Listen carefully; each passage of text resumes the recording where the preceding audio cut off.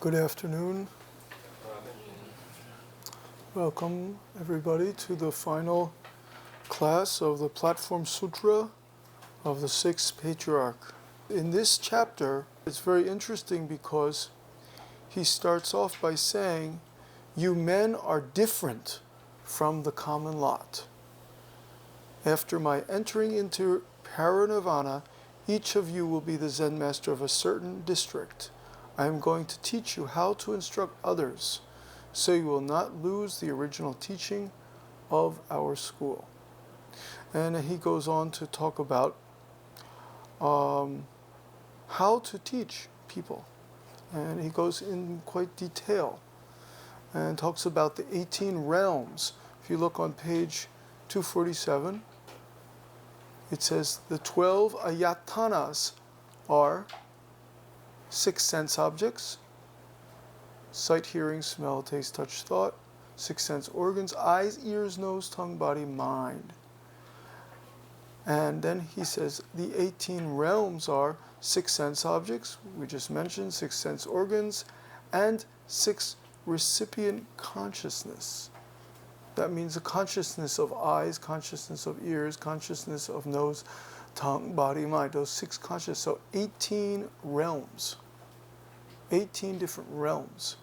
These can all be divided. Of course, we don't usually divide them up because usually we process them into one picture that we call reality. We say, oh, I'm sitting here in this room listening to this lecture. Musimsini's giving a talk. We're sitting here in the library. There are many books there. This is a reality that we made. We processed. Taking these 18 realms and combining them together. And our brain is working normally. It will combine these 18 realms, put them together, and make this what we call reality. But when our brain really has a problem, for example, if somebody has a stroke, and they have fluid in their brain and some kind of like blood and increasing in the clot, then this all breaks apart. This reality that we constructed falls apart. Our brain works to put this all together, these 18 realms. But if our brain misfunctions, just like I mentioned, somebody has a stroke or somebody starts to die, then these all start to unravel. All come apart. So wise people of old, like the Sixth Patriarch, they understood already that these are 18 different realms. They're called realms because they're actually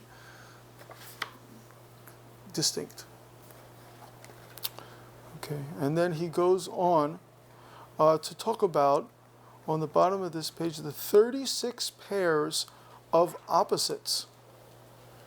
And he talks about the 5 external pairs: heaven and earth, sun and moon, bright and dark, yin and yang, fire and water. Then he talks about 12 phenomenologies: speech and dharma, have and have not, matter and not matter, form and no form, taint and the absence of taint, form and emptiness, motion and stillness, purity and foulness, ordinary people and sages, the sangha and the laity, the aged and the young, the big and the small. These are the different pairs that denote phenomenal objects.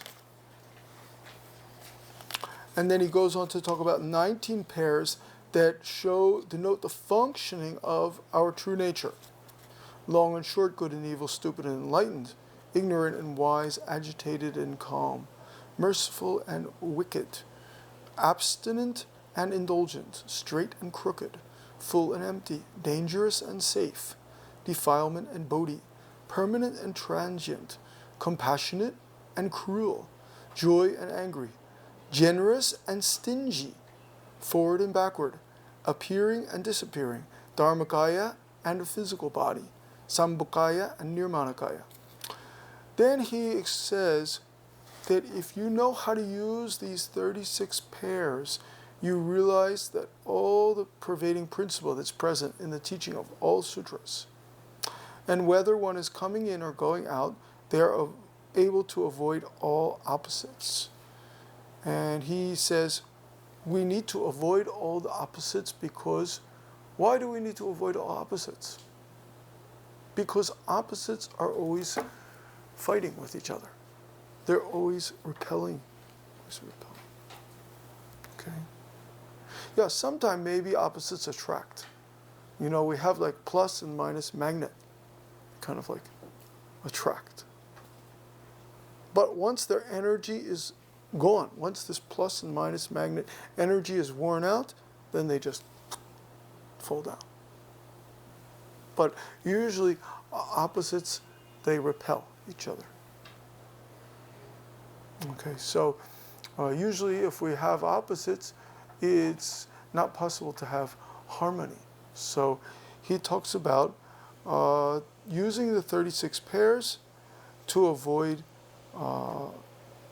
the kind of disharmony of opposites.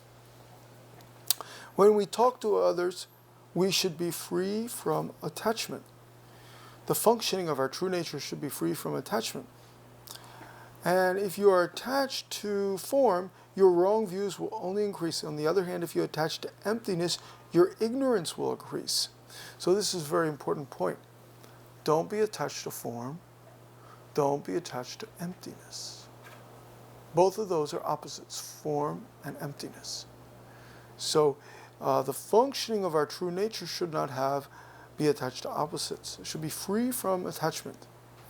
And those who are attached to emptiness, they talk bad things about the sutras and say that language is unnecessary for study of Buddhism. People who assert that we should not use words or speech are in fact also using words and speech. So that's not completely free. That's still attached. So one of the key kind of teachings that the sixth patriarch gave was same as Diamond Sutra. We started off this class, we talked about Diamond Sutra. Don't be attached to any mind that arises or any object that arises in the mind. So this first teaching is not to be attached to any kind of mind. This was the first teaching we get from the sixth patriarch. But we also see that he uses the opposites to avoid the extremes of coming in or going out. Teach how to avoid all opposites. And this is a little tricky because it's not so clear how we can do that in our everyday life. But in his teaching here to his disciples, he said something very interesting. Whenever a question is put to you, answer it in the negative. If it is an affirmative one, and vice versa, if you are asked about an ordinary man, tell the questioner something about a sage, and vice versa. Now this is very interesting because many times you'll see in a movie or you'll see in a book, somebody will say, "Oh, Master, tell me about my future." And the Master will say, "Then you have to understand your past." And this is how we use the opposites to cancel out the extremes, to cancel out each extreme. So if somebody asks you about an ordinary man, you have to tell them something about a sage, about a wise man. If somebody asks you about a sage, you talk about an ordinary man. This was the way the sixth patriarch encouraged people to use opposites to cancel out the opposite attachment to form. So he used opposite to take away attachment to form. So, for example, if somebody would ask the sixth patriarch about the nature and the natural things, then he would talk to them about what is made by human beings, what's artificial. He used that to find the middle way. The Buddha originally taught the great middle path. right? All of you understand the middle way. So the sixth patriarch used those opposites to bring forth the middle way. So he was very skillful in that way. If somebody came and was interested in enlightenment, he would talk to them about ignorance. He would talk to them about not knowing, ignorance. If somebody came and they talked to him about liberation, I want to get liberation, he said, are you a slave? Are you bound?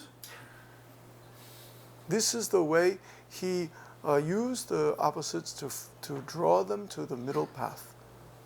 This is a very basic the Zen teaching, and yet it continues even to this day. There are many Zen masters to this day, to even nowadays, who will use this or try to use this in the way that the sixth patriarch did. And if we turn to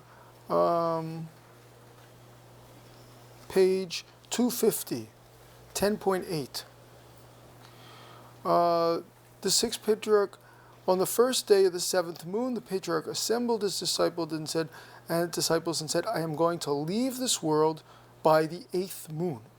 So he understood 1 month before his death, before his passing on to nirvana, he understood that he was going. He was already very clear about 1 month later he would die. Now it's very rare to find nowadays people who know 1 month later that they will pass away. How many of us can say that we understand 1 month later we will pass away? This is a very unusual. He said, I am going to leave this world by the eighth moon. Should you have any doubts, please ask me so that I can clear them up for you. You may find no one to teach you after my departure. The sad news moved Fa He and other disciples to tears. Shen Hui, on the other hand, remained unperturbed. So the sixth patriarch was very compassionate. He said to his disciples, if you have any doubts, please ask me so that I can clear them up for you before I die, before I leave this world. And you may find no one to teach you after my departure. But most of his disciples were so moved by this sad news, they were crying. But only one disciple, Shen Hui, he was completely unmoved. He did not cry, he did not shed any tears.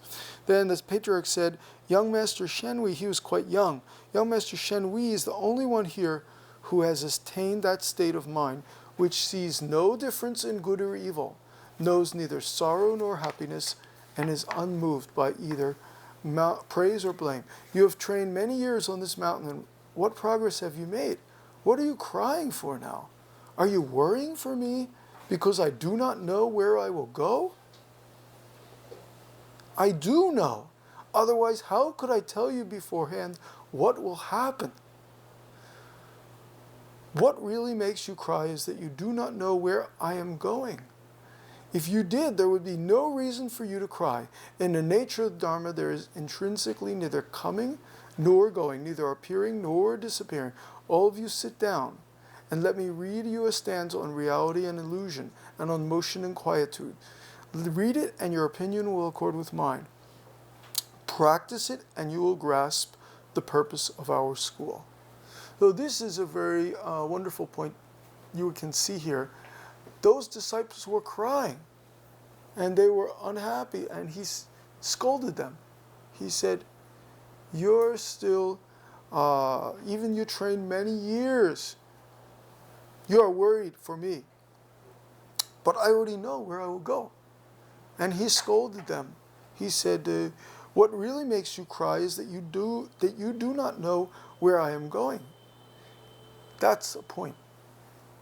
They were crying because they didn't really know the nature of their true self. They didn't really know where he was going, and they didn't know where they were going after they died. So if they understood through their training where they were going after they would die, they would not be crying. They would not be all sad and crying for him. So this is a point here. And he said, let's read a stanza. And then they all sat down and they read this poem. In all things, nothing is real. If you see something, don't treat it as real. Those who can truly perceive will perceive everything as not real. If you want to realize this reality, don't attach to the falsehood that mind is real. Okay, that's important point. Don't attach to the falsehood that mind is real. We say in Buddhism, mind creates everything, but mind itself is not a real thing. Mind is not a real thing that we can weigh on a scale. It's not some permanent thing that we can show. Where can the real be found? Sentient beings can move, inanimate objects are stationary. If you want to find true not moving, it's a not moving mind in our everyday life. So he talks about a not moving mind in our everyday life. And this true mind that's not moving is truly not moving. And if we don't practice this way, we are like an inanimate object and cannot become Buddha. So the true mind is never moving. The true mind, we say, is an unmoving substance. We say it's our substance. It's never moving, never changing. This is what he's talking about. But they didn't know that, his disciples. So again, he's teaching about that. Because many people take this mind that's changing all the time, that this mind, the sixth consciousness, the seventh consciousness, sixth consciousness that we use to make our job, to do our job, to make money, to do all the things that we do, to find good food to eat, to find somebody that we like. They take that as the true, real mind. But this is not the real mind. The real mind is the one that is not moving at all. It's completely unmoving. It's like substance. It's like not changing at all. And those who can distinguish all forms without attachment have attained the highest form of not moving. If you can understand it this way, this is the function of tathata. Followers of the path, you should sincerely and diligently practice with your heart. Even though you are practicing in this Mahayana school, do not attach to any views of life and death. To those with whom we connect and respond, we can talk about the Dharma. As for those whose point of view differs from ours, let us politely put our palms together and thus make them happy. Well, that's very wonderful. Now, many people in Korea don't agree with me when I talk about the Dharma because they're Christian and they say, oh, why don't you believe in Jesus Christ? Why don't you follow Jesus Christ? And even if I talk to them about the Dharma, they say, Jesus is the only way. There's only one way. There's no two ways. There's only one way to rid yourself of your sins. That's through Jesus. And that's what they always say, right? They always say, 오직 예수, right? They always say in Korea, 오직 예수. Now, if I was following the six patriarchs' instructions, what would I do? I would just put my palms together and smile like an angel. Now, do you think they would just go away when I do that? Would they change their view? But it's better than arguing, right? It's much better than arguing and making opposite. To those with whom we connect and respond, we can talk about the Dharma. As for those whose point of view differs from ours, let us politely put our palms together and thus make them happy. Our school originally has no disputes, for they make us lose the meaning of the way. Attaching to argument will block the Dharma gate and subjects our true nature to life and death. So this is the essential teaching of the Zen school. He is right here with the sixth patriarch. He says, our school originally has no disputes, has no arguments. For they make us lose the meaning of the way. If we argue, we lose the meaning of the way. Attaching to arguments will block the Dharma gate and subjects our true nature to life and death. So we lose the Dharma when we argue. We lose the Dharma, and not only that, our true nature falls into life and death. Originally, our true nature, does it have life and death? No. People don't answer. True nature has no life and death. But when we attach to argument and we start to think about things conceptually, then our true nature becomes subject to life and death. This is a point. This is a real point. When we argue, when we believe all the arguments that are going on in our mind, this is right, this is wrong, this is good, this is bad, then we fall into the world of what we think is truly real world. It's really real, it's real for us, and we're subject to life and death. We're subject to suffering, we're subject to old age and death. But our true self is never getting old, he's never getting sick, he never die, and also never born. This is a point, okay? This is Sixth Patriarch's point. This is a not to be found through argument or debate. Many people think you can find this through the argument and debate, but it's not to be found. So the beautiful line of the Sixth Patriarch is, let us politely put our palms together and thus make them happy. Well, hopefully they will be happy. It's not always guaranteed they will be happy that we just put our palms together. Maybe they will want more from us. So this is, in those days, this teaching was very good because people's nature was very simple and very pure. So in those days, it was easy enough that just put your palms together, smile, and people are happy. But nowadays, it's not always the case. Even we put our palms together and we smile, and some people are not happy till they convince you to follow their way.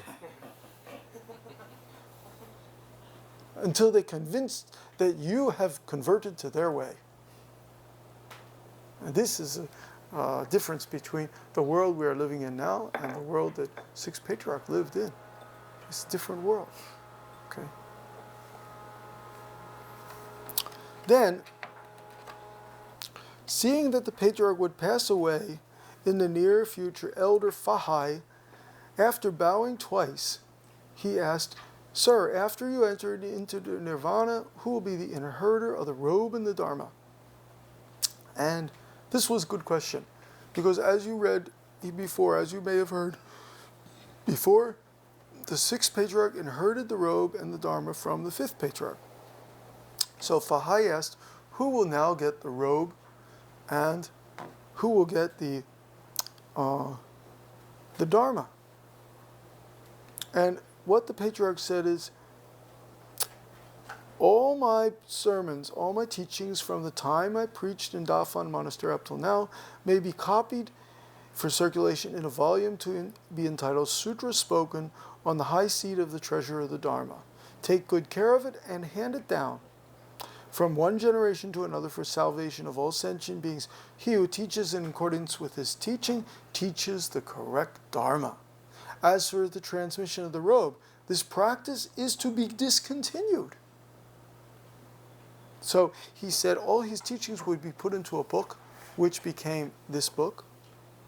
And he said the robe would no longer be handed down. Why? Because the robe became a sort of object that people were arguing over and fighting over. So he decided that it would not be handed down anymore. And until that time, the robe was handed down, but after that, there was no more handing down of the robe and bowls. And he then made a poem and he said, the object of my coming to this land is to transmit the law for the deliverance of those under delusion. One flower opens with 5 petals. The fruit will come naturally. And so this has some meaning, and this is he talks about the 5 petals. That means before him there were 5 patriarchs, and he is the 6th patriarch. And finally, this fruit will come naturally from now on.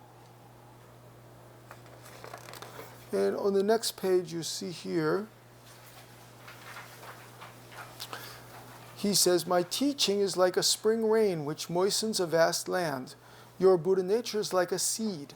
which receives its moisture and grows. One who follows our school's teaching will definitely attain the highest Bodhi. If you practice this way, you will surely realize the supreme fruit. Our mind ground has many seeds. The all-pervading rain causes them to sprout. Once you attain sudden enlightenment, it's like a blooming flower. Then we can reap the fruit of Bodhi. So he talks about the mind ground having many seeds. That means we all have potential for enlightenment in our mind. We all have many kinds of potential in our mind. But according to the conditions, whether we meet a great teacher who can give us this rain, this sweet rain, like spring rain, which moistens the land, according to our conditions, these seeds will sprout or they will not. And if, of course, if they sprout, then you realize the fruit of Bodhi. Okay, and he goes on to talk about the Dharma. I won't go through all this; it's quite long.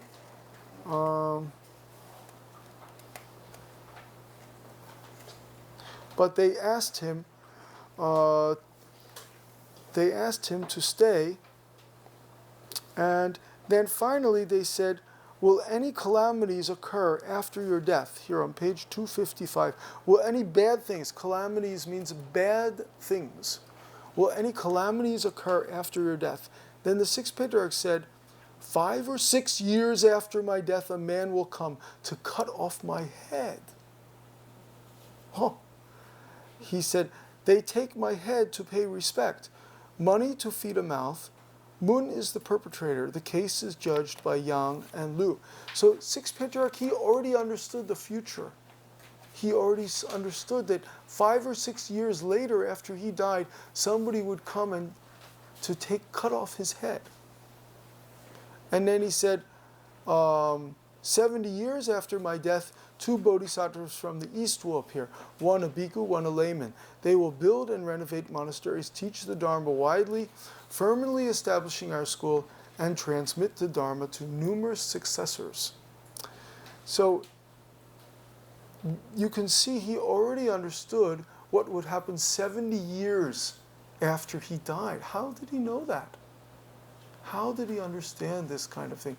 And he said, then he was asked about how many generations the Dharma has been transmitted since the appearance of the earliest Buddhas up to the present.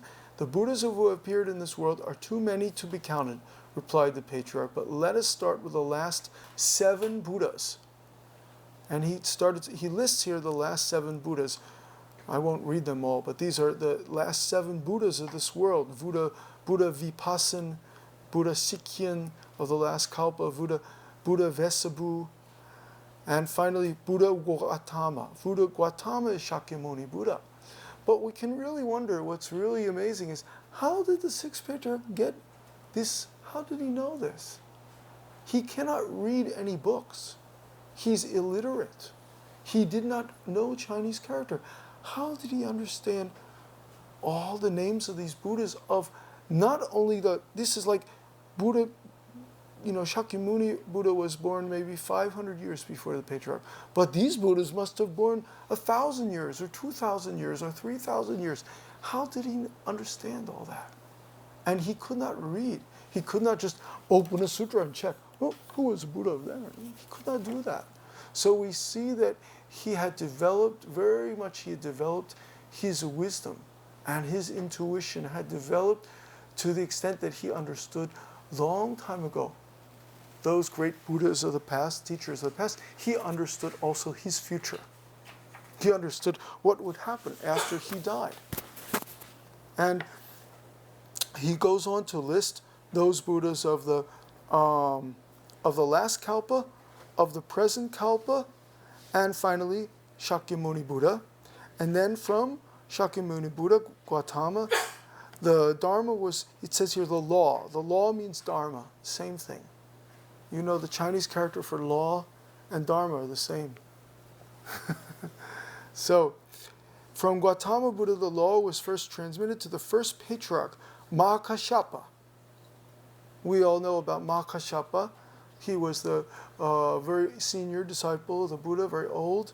but he received the Dharma first when the Buddha held up the flower and transmitted it to him.